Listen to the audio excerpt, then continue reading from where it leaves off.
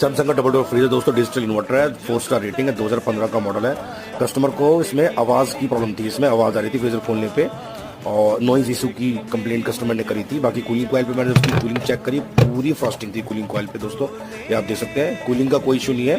बाकी जब मैंने इसका फैन चेक किया तो फैन के जस्ट नीचे आपको दिखाई देगी जो ये आइस जम रही है ना, ये आइस में पंखड़ी अड़ रही थी, इसकी फैन ब्लेड इसमें अड़ रहा था, इसका आइस मैंने मेल्ट कर दी और ये फैन ब्लेड फ्री हो गया दोस्तों। तो प्रॉब्लम सॉल्व होगी दोस्तों। वीडियो पसंद है वीडियो लाइक करें, चैनल सब्सक्राइब करें दोस्तों।